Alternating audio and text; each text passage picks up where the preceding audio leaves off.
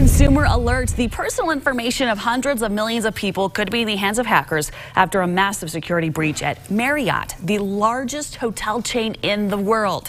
So let's talk about that now with Robert Jorgensen. He's our cybersecurity expert from Utah Valley University.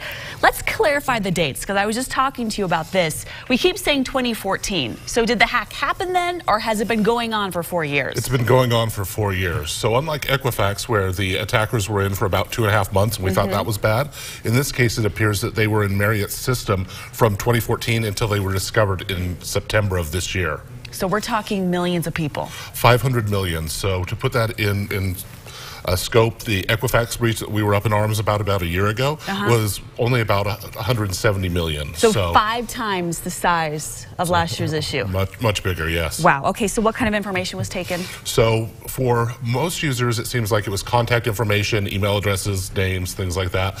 There were some questions about credit card information, but one of the more interesting things is a lot of passport information. Up to 300 million passport numbers may have been taken. Okay, let's talk about what consumers can do in a moment. But first of all, why did it take so long for Marriott to figure this out? We don't know that yet. We don't have all the details. Most companies, or a lot of big companies right now, are operating under the assumption that they're already compromised and they're actively looking for people within their network. It's called threat hunting. We're not sure why this happened at Marriott and why it took so long to discover it yet. Okay, so if you are a Marriott person, if you stayed at a Marriott in the last 4 years, what should you be doing? So Marriott says they're going to be notifying everybody by email, but they also have, if you go to their website, they've got a link you can click at the top and it will take you to a site that has some information on identity theft protection, credit monitoring, things like that.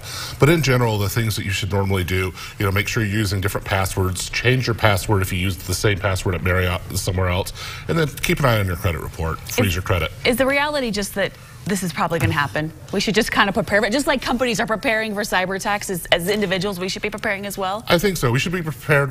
Freeze your credit, keep an eye on your reports, using different passwords, all those things I mentioned are good to do anyway, just because it seems inevitable that your data is going to be compromised at this point. Okay, Robert Jorgensen here from Utah Valley University. Thank you very much. You can have more information on what they're doing down there at Utah Valley online at abc4.com/GMU.